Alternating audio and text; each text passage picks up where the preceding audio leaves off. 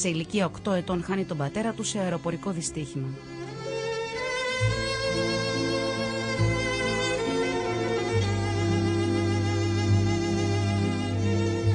Η οικογένεια Χατζηδάκη αναγκάζεται να μεταναστεύσει στην Αθήνα. Στο Παγκράτη, ο μικρός Μάνος γνωρίζεται με τον Νίκο Κούνδουρο. Για μένα ήταν άλλο πράγμα. Ο Μάνος, ο δικός μου Μάνος, και για να γυρίσω λίγα εκεί πίσω, η μάνα του και η μάνα μου, δύο υπέροχες κυρούλες, φίλες. Καθόντουσαν τα μεσημέρια, δεν θυμάμαι ακόμα, στο ένα βεραντάκι και μιλάγανε, κουτσομπολεύανε για τα παιδιά, τι κάνει ο Μάνος, τι κάνει ο Νίκος. Τα χρόνια που ακολουθούν φέρνουν φτώχεια. Λίγοι ξέρουν ότι ο Μάνος δούλευε για να συντηρήσει στοιχειοδός την οικογένεια. Το θυμάμαι να δουλεύει στο Φίξ. Φίξ τότε, οι μπύρες Φίξ. Ήταν με ένα μπλοκ και μετρούσε τα κυβότια.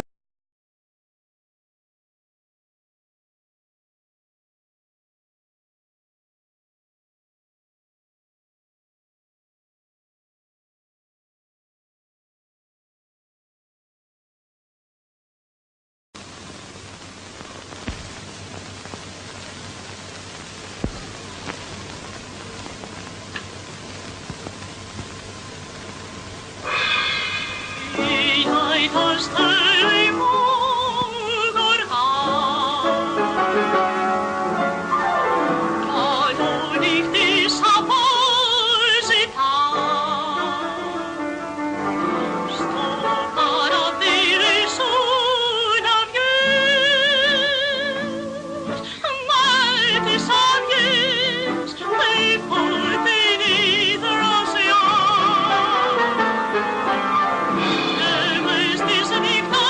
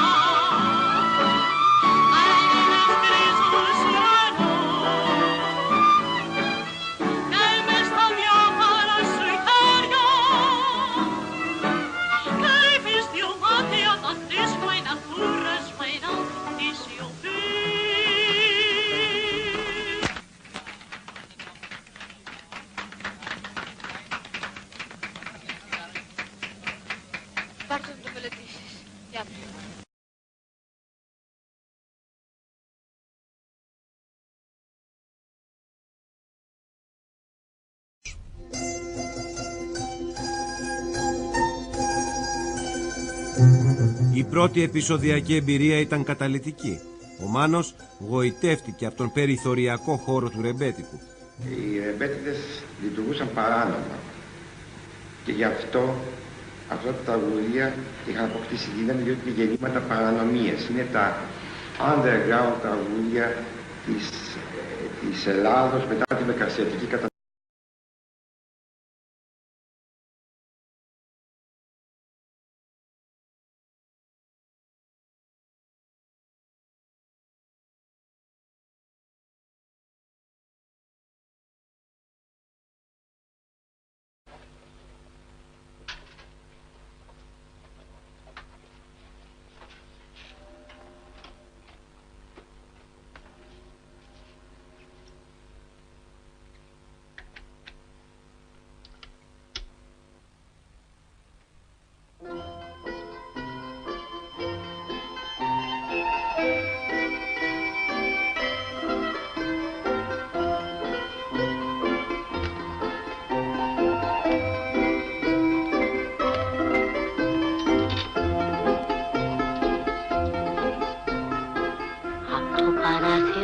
Στέλνω 1, 2 και 3 και 4 φίλια που φτάνουν στο λιμάνι, 1 και 2 και 3 και 4 πουλιά.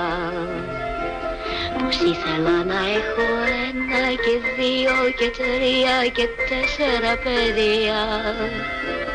Πόσα θα μεγαλώσουν όλα να γίνουν λεβένες για χάρη του Πειραιά. Όσο κι αν ψάξω δεν βρίσκω άλλο λιμάνι, τρέλη να με έχει κάνει όσο το Πειραιά. Που όταν βραδιάζει τραγουδιά μαραδιάζει και τις πένιες του αλλάζει, γέμιζε από παιδιά.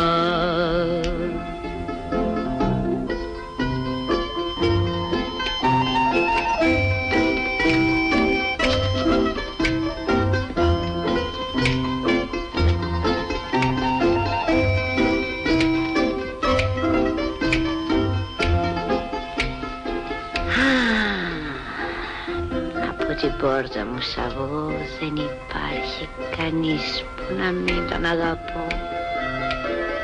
Και σαν το βράδυ κοιμηθώ, ξέρω πως θα τον ονειρευτώ. Πετράδια βάζω στο λαιμό και μια χάντρα φυλαχτώ. Γιατί τα βράδια καρτερώ στο λιμάνι σαβώ κάποιον άγνωστο να βρω.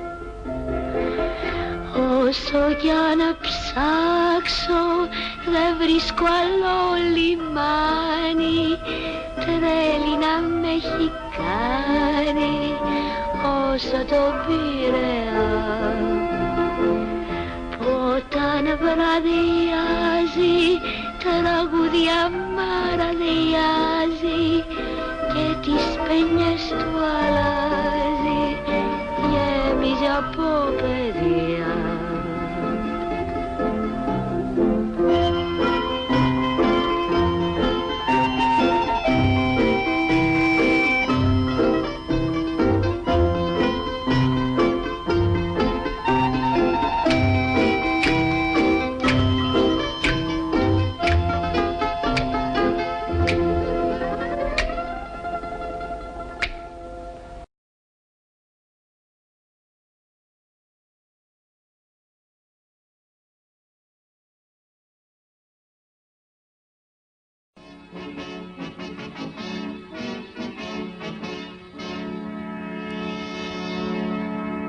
Τρίτο πρόγραμμα. Όποιος δεν φοβάται το πρόσωπο του τέρατος πάει να πει ότι του μοιάζει. Και η πιθανή προέκταση του αξιώματος είναι να συνηθίσουμε τη φρίκη να μας τρομάζει η ομορφιά. Το 1975 ο Μάνος Χατζηδάκης αναλαμβάνει τη διεύθυνση του τρίτου προγράμματος. Με τα σχόλια και τη δημιουργική του παρουσία ταράσει το συντηρητισμό του κρατικού ραδιοφώνου. Μεσολαβούν οι ασήμαντοι, οι συμπλεγματικοί, οι δημοσιογράφοι κριτικοί, που όλα τα κόβουνε στα μέτρα τους για να υπάρξουν. Ήτανε σχόλια σφοδρότητος. Μιλούσε πάρα πολύ ελεύθερα και δεν υπολόγιζε τίποτα. Ούτε κυβερνήσεις, ούτε εξουσίες, ούτε τίποτα. Εννοούν να διαφεντεύουν τη μοίρα μας μέσα από τα αρχοντικά των προεστών, των εμμύριδων και των ξένων